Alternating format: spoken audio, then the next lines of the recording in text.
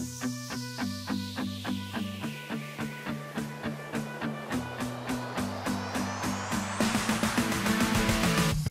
à toi, aujourd'hui nous allons aborder la notion d'intégrale. Donc nous allons voir notamment l'intégration par partie.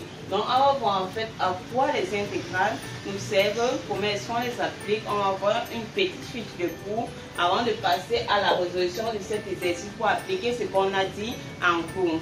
Mais avant cela, on a débuté avec des vidéos de physique. Donc on a notamment parlé de l'équation de la trajectoire, des flèches, des portées et ainsi de suite. Donc si ça t'intéresse, dans la playlist physique, tu vas trouver la première vidéo.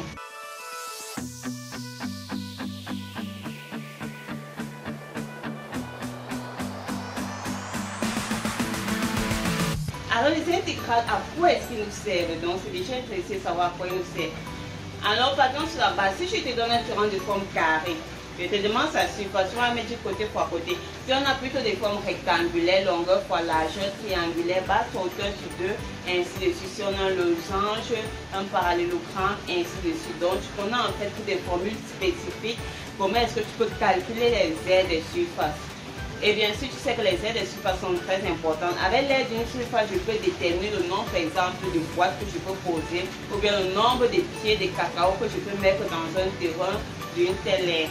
Maintenant, alors, si nous n'avons pas forcément une figure de forme carrée, si on n'a pas un rectangle, si on n'a pas un triangle, si on a peut-être juste une figure comme ceci, si je vais peut-être calculer un terrain comme ça. Donc, si j'ai plutôt un terrain et que j'aimerais déterminer la surface, l'aire de ce terrain, comment est-ce que tu fais? Tu n'as pas une telle figure dans tes figures géométriques. On a des formules spécifiques, des figures spécifiques, carré, rectangle, et ainsi de suite. Alors, c'est là qu'interviennent nos intégrales. Donc, pour une telle figure, si tu peux déterminer l'équation de cette fonction, tu détermines l'équation de celle-ci, alors tu peux déterminer en fait l'aire de ce domaine. Le départ, donc si on prend ici A, si on prend ici B, calculer l'aire de ce domaine reviendrait tout simplement à calculer l'intégrale de A à B. Si on prend, par exemple, f de x c'est ici, ça c'est une figure, g de x ça rien, tout simplement f de x moins g de x dx. Donc ça c'est une application des intégrales. À part cela, les intégrales servent également à calculer les volumes. Donc pour cette notion, on va aborder très prochainement. Donc il y aura également une vidéo pour montrer comment elles sont calculées, simplement 16 heures pour les différents types de figures, différents types de domaines. Et on verra également comment est-ce qu'on calcule les volumes. Alors passons présentement au cours. L'intégration par partie. Donc pour intégrer certaines fonctions, c'est facile. Donc intégrer, c'est dire quoi? Si je veux calculer l'intégrale de A à B, de f de x dx. Alors qu'est-ce que je fais? Je dois d'abord trouver la primitive de mon f de x. C'est-à-dire quoi? Si j'ai la primitive de f de x qui est grande f de x, calculer cette intégrale revient tout simplement à calculer grande f de b moins f de a. On va d'abord voir comment est-ce que quelle est la formule qu'on utilise pour l'intégration par partie. Alors dans la troisième vidéo des primitives, on a dit quoi? Si j'ai une fonction u, non seulement une fonction dérivable u infinité, u de x pardon fois v de x. Si je veux la dérivée de tout ceci, c'est tout simplement dérivée de u, donc u' de x fois v de x plus v' de x fois u de x. Donc c'est ça. Dérivée de ça fois ça plus dérivée de ceci fois cela. Maintenant, qu'est-ce que je fais? Si je veux ceci, si je veux u' fois v, c'est-à-dire u' de x fois v de x, ça sera tout simplement ceci moins ceci. Donc ça sera u x v x prime moins v prime de x u de x. Donc c'est ça.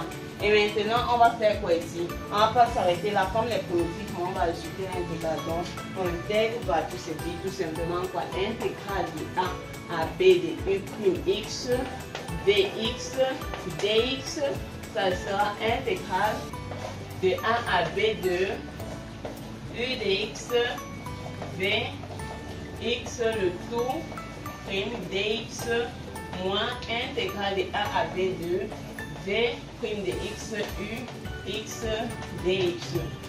Donc c'est tout simplement ça, d'où vient la formule des intégrales. Ici qu'est-ce que tu as? Tu as u de x fois v de x le tout prime. Ça veut dire quoi? Ça veut dire que la primitive en fait de tout ceci c'est u fois v. Donc tu as U fois V moins cette intégrale d'où la formule en fait pour calculer les intégrales à licence. Donc la formule qu'on utilise souvent dans l'intégration par partie. Donc passons maintenant à l'application que tu vois. Comment est-ce que tu peux appliquer cela? Alors on va calculer les intégrales en A. On va calculer l'intégrale de 1 à exponentielle ln de t ddt. Qu'est-ce que je fais? Si tu connais déjà la primitive de ln de t, tu peux rapidement primitiver.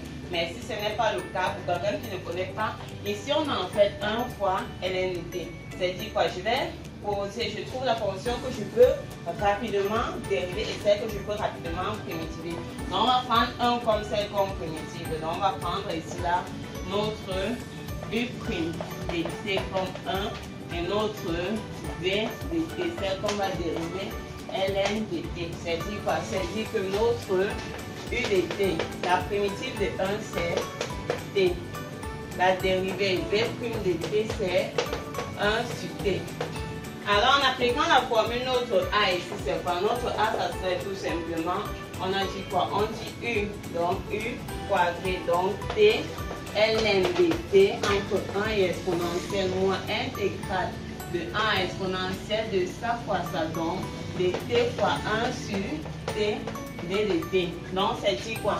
En remplaçant par exponentielle, ln d'exponentielle c'est 1, donc ici on a 1 moins. En remplaçant ln de 1 sur 0, donc ça annule tout. Donc ce moins ici, intégrale de 1 à exponentielle de t se simplifie de 1 dt.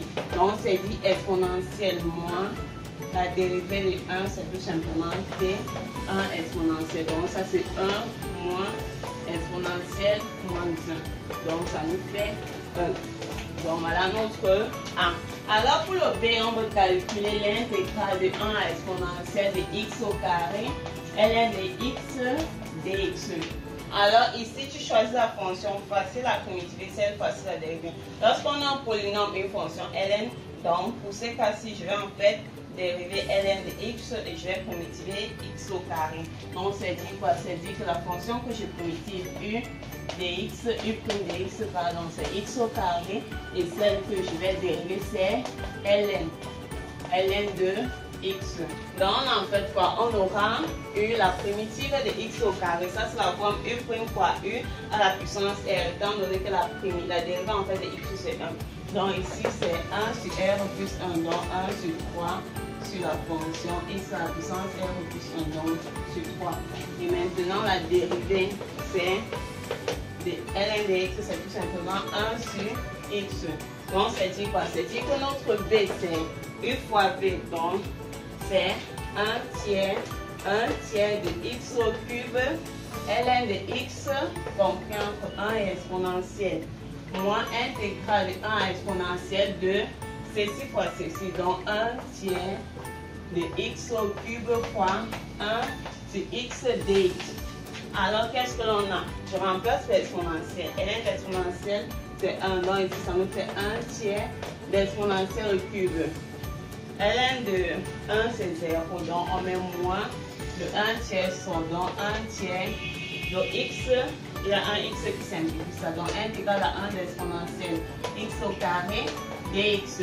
Donc c'est ça encore dit quoi? C'est dit 1 tiers d'exponentielle au cube moins 1 tiers de 1 tiers x au cube entre 1 et exponentielle. Donc c'est dit 1 tiers d'exponentielle au cube moins 1 tiers. Nous les parenthèses, on a 1 tiers d'exponentielle au cube moins 1 tiers.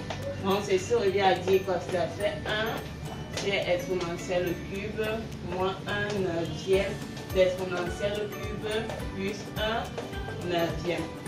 Donc en multipliant fois 9 j'ai 3 neuvièmes moins 1 neuvième, ça me fait 2 neuvièmes d'exponentielle au cube. Alors passons maintenant au C. On a C qui est l'intégrale de A pi sur 2 de x carré sinus x dx.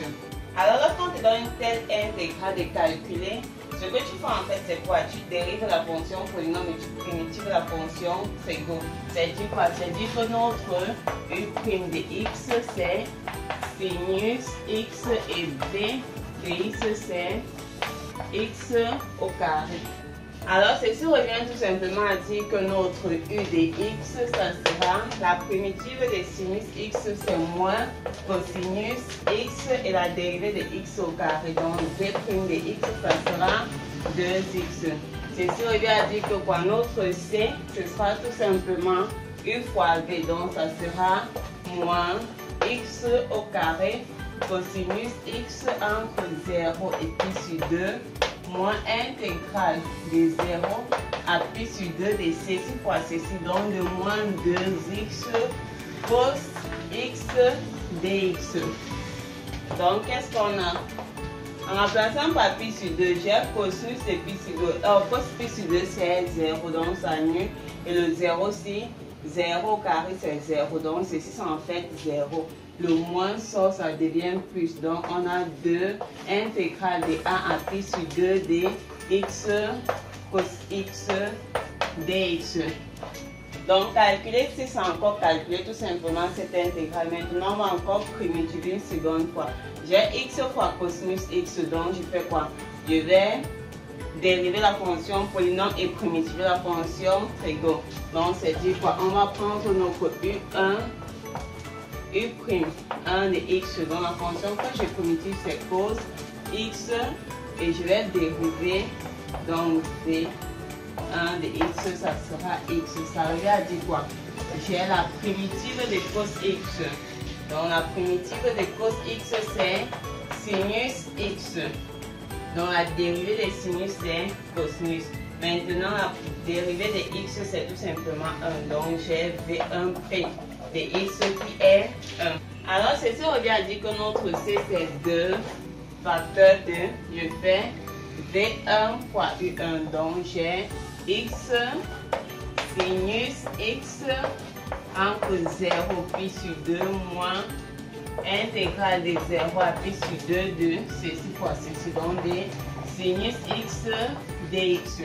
Alors on a pi sur 2, sinus de pi sur 2 c'est 1, donc ici on a pi sur 2, sinus de 0 c'est 0, donc on a pi sur 2 moins, la primitive de sinus x c'est moins cos x, donc ici on a moins cos x 0 pi sur 2. Alors ceci c'est dit que notre c c'est tout simplement 2 facteur de pi sur 2 moins cos pi sur 2 c'est 0 moins, fois le moins ça fait plus, cos de 0 c'est 1, donc ça va nous faire moins 1, donc ceci c'est en fait pi moins 2. Donc voilà notre c. Alors passons maintenant au dernier cas, on peut calculer l'intégrale de a à x d'exponentielle t cos t d dt. Alors lorsqu'on te donne une telle fonction, ce que tu fais en fait c'est de primitiver la fonction exponentielle et de dériver la fonction trigo. Donc ça veut dire qu'on va prendre notre u' de t qui est exponentielle t et notre v t qui est cos t. Alors qu'est-ce qu'on a? On a u de t, ça sera exponentielle t, la primitive et exponentielle t c'est toujours exponentielle t et maintenant la dérivée v' de t, ça sera moins sinus t. La dérivée de cos c'est moins sinus. Alors ceci revient tout simplement à dire que mon d c'est encore u fois v. Donc exponentielle t cos t moins intégrale de 0 à x2 moins exponentielle t sinus t d dt. Alors ceci c'est encore quoi? Ceci c'est tout simplement exponentielle x cosinus x moins exponentielle de 0 c'est 1 cos 0 c'est 1, donc moins 1 plus moins fois moins plus, donc plus intégrale de 0 à x d'exponentielle t sinus t d dt. Maintenant on va calculer en fait cette intégrale-ci. Donc c'est dire quoi? Intégrale de 0 à x de exponentielle t sinus t d dt. Je vais encore poser en primitive exponentielle, on dérive la fonction trigo. Donc on va faire u'1 de t c'est exponentielle t et v1 de t c'est sinus t. Ceci revient à dire quoi? Ceci revient à dire que u'1 de t ça sera toujours exponentielle. La primitive exponentielle t c'est exponentielle t. Maintenant, la dérivée, donc V1' de t de sinus c'est cosinus. Donc, notre intégrale de 0 à x exponentielle t, sinus t d de t, c'est tout simplement u fois v. Donc, exponentielle t, sinus t, entre 0 et x moins intégrale de ceci, de 0 à x d'exponentielle t, cos t, d de t. Et si tu remarques bien, exponentielle t, cos t, c'est encore tout simplement nos côtés de départ. Donc, ceci, c'est encore dit, parce encore dit, en remplaçant l'exponentielle x, sinus x, sinus de 0, c'est 0, donc c'est élimine, moins d. Donc, cette intégrale, c'est encore ça. Je viens dans l'expression de d, je vais remplacer ça par ça. Alors, c'est dit tout simplement que mon d, ça sera exponentielle x cosinus x moins 1 plus exponentielle x sinus x moins d. Maintenant, le d, c'est pas de l'autre côté, j'ai donc 2d égale à exponentielle x facteur de cos x plus sinus x moins 20. Alors, on conclut en disant que notre d, c'est 1 demi de exponentielle x facteur de cos x plus sinus x moins 1 demi. Donc, voilà l'expression de ton d. Donc, voilà un peu comment est-ce que tu peux appliquer l'intégration par partie. Quelques différentes méthodes. On va continuer dans ce sens pour calculer les airs et les volumes, ainsi de suite. Merci d'avoir regardé la vidéo. Si tu as aimé, n'oublie pas de mettre un pouce en l'air et de t'abonner à la chaîne si ce n'est pas encore le cas. Nous publions notamment les mercredis et les samedis. Et encore une fois de plus, nous avons une vidéo commencer avec la physique. Donc, il y a une vidéo qui va sûrement t'intéresser si tu es un terminal.